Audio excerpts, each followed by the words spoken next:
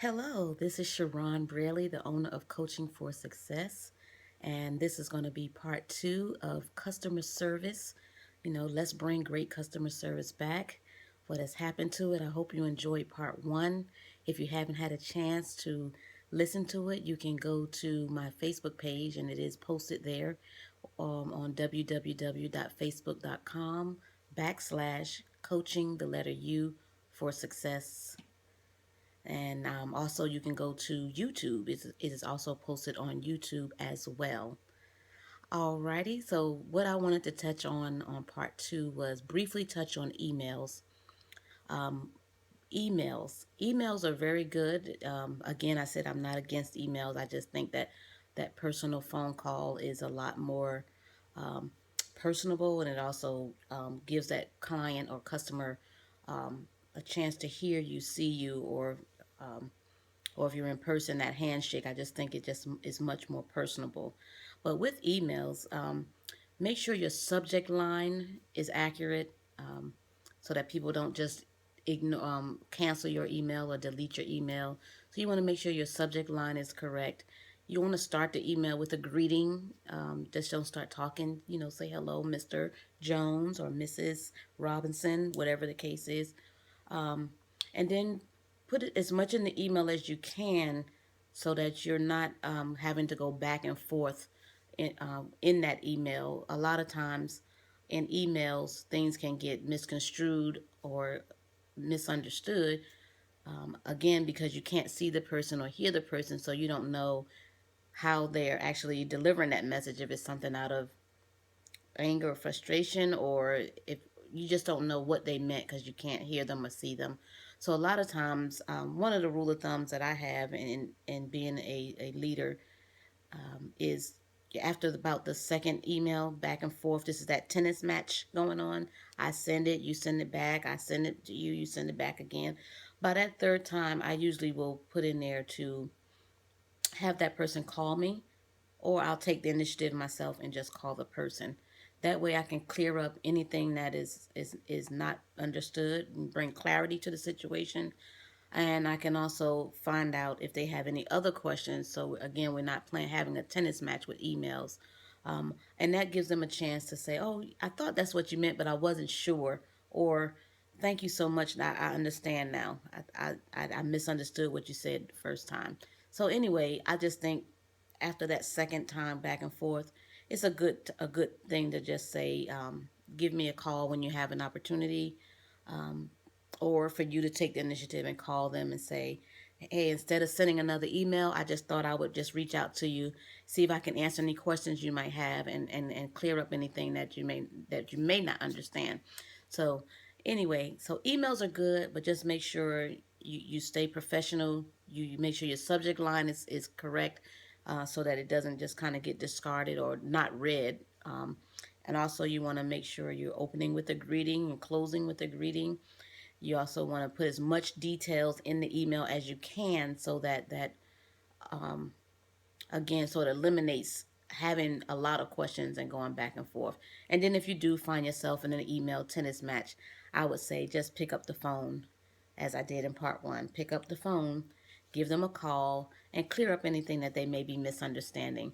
And then give them the opportunity to ask you any other questions they may have, therefore eliminating even more emails back and forth.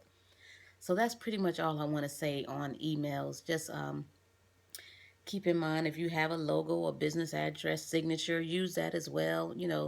And try to put a smile in your email as much as you can as well. All right. The other thing I want to move on to in part two here, aside from emails, is be on time.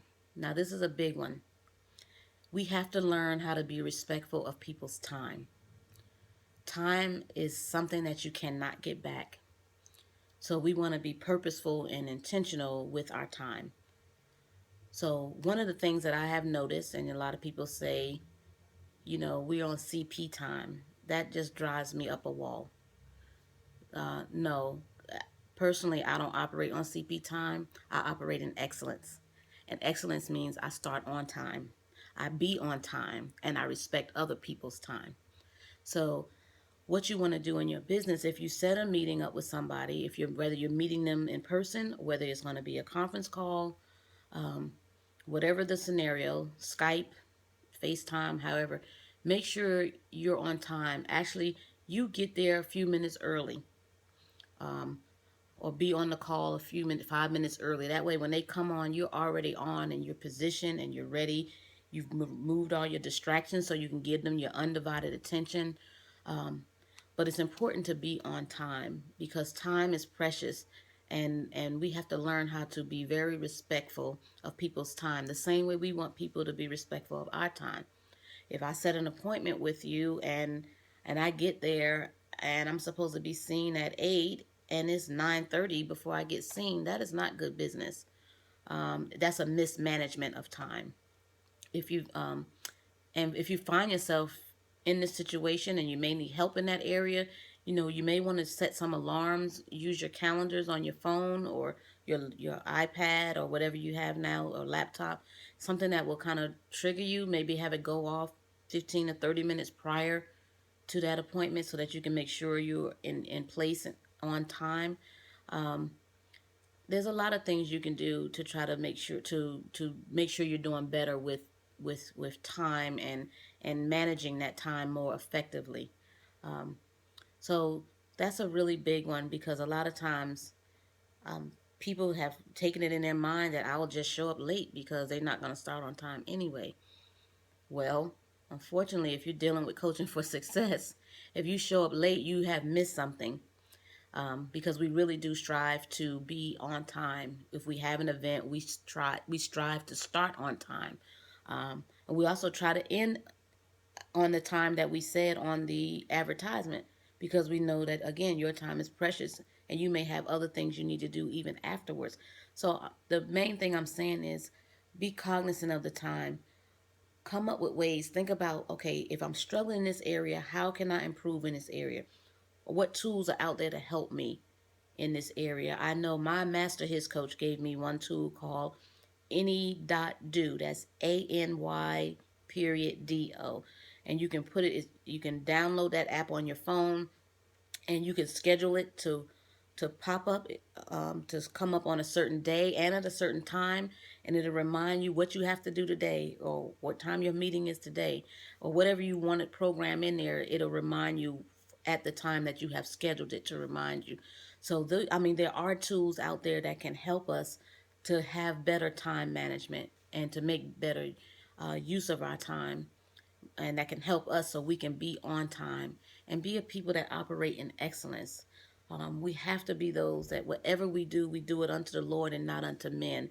And being late or starting late, and not respecting people's time is not operating out of excellence, and is actually a bad representation of Jesus Christ as well.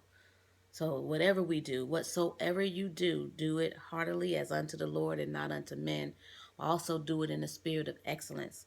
Um, so being on time to me is operating in excellence because you're showing that you respect my time as well as your own time, and all those that may be involved. So anyway, that was a big one. I know that was a big one, but yes, we do have to do better, and we have to manage our time better. Um, and again, I know one big one for me is just 15 minutes earlier. Just get ready and log on that call so that I'm already in position. I already got my notes out, my papers. I've got everything positioned. I've got my water or coffee or whatever it is you have. I'm not having to leave to go run and get it. Just being prepared, and that way we can be more productive, and more effective once we do meet with that particular customer or client. All right. I hope you guys are getting something out of all of this. I sure am. It's just that definitely a lot of reminders. But like I said, almost 30 years being in corporate America, I have learned a lot. And I think that's how I operate in running my business, Coaching for Success, because of the 30 years of experience that I do have, dealing with people and customer service. I have learned a lot, and now I'm applying all that I have learned into my own business so that it can run, like I said, on a high level, and it'll be something that would differentiate my business from other like businesses as well. So the same with you. This is something that could be a differentiator for you. Somebody may say, "Oh, I was going here, but every time I go, I got to wait 45 minutes. I have an appointment and I still got to wait." They get to you, they come in, maybe they got to sign in or register, whatever, or maybe 5 minutes or something, and then they're in with you. They get done what they need to get done, and they're on their way. And that might be something that differentiates them, that differentiates you and your business from all the other businesses out there that's offering the same services. So keep that in mind as you are taking in these customer service tips and how to bring customer service back. The other thing I want to say is deliver on the promise. You know, if you have told somebody that you're going to do something or that you can do A, B, or C, whatever it is that you are advertising or that you're promoting that you can do, make sure you deliver on that promise. Make sure that you are providing them with what you told them you can do, and that they can, and what they have paid you for, that they're getting that. And they're getting it on a level of excellence. They're getting it done professionally and friendly service. And again, this is what will bring people back. So remember that, because if they always say every time I deal with them something goes wrong, I don't get it by the deadline, and you know all the sayings, right? So if they're saying that, then most likely they're not going to come back or continue to do business with you. And furthermore, they're not even going to refer you to their family, friends, or coworkers that may be looking for something that you offer. They're not even going to offer you because they're like, I'm not even going to give you that headache, you know. So you don't want that to be your badge, you know, that your brand to be branded that way. You want your brand to be one that we deliver on the promise. If we say we're going to make this event magical, or if you're an event planner and you're going to make this wedding magical and the best wedding ever, and all these things, whatever you have promised, just make sure you deliver on it. And again, if you have that mindset of excellence, that mindset that everything I'm doing unto the Lord and not unto man. I'm operating in excellence. I'm being professional. I'm friendly. I'm smiling. I'm calling. I'm following up. I'm letting them know what I'm doing. I'm setting the expectations. They know everything up front. If you're doing all of these things, I guarantee you they will continue to come back. And not only that, they will tell other people about your business and how your business operates and functions on a level of excellence. So, customer service is very important. And I know that there's a lot more in customer service, but I just wanted to do this two-part teaching or session for you.